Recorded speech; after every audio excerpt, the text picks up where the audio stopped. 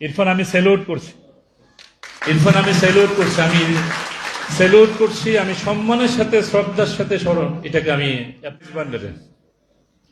অনেক জায়গায় গিয়েছি আমরা যখন ইরফান অন্যভাবে নিও না,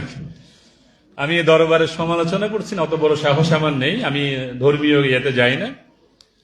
বা দারুল ইরফান বা ইরফান ইরফান আমাদের সব দরবারের মানুষজন যদি ইরফানের মতো হতো, ইরফান দরবারের সব মানুষ যদি ইরফানের মতো হতো, এই যে বৃত্তি বলি না, শুধু বৃত্তি না, ইথিক্স লার্নিং থেকে শুরু করে অনেকগুলো প্রোগ্রাম,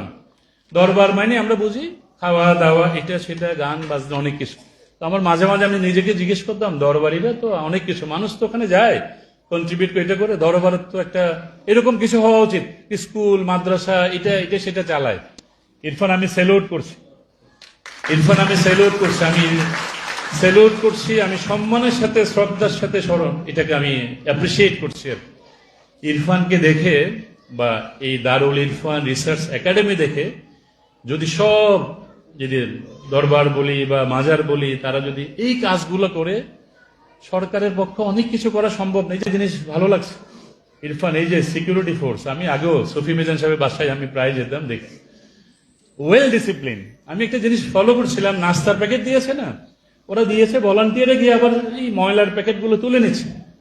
স্যালুট করছে, এই যে ট্রেনিং আছে।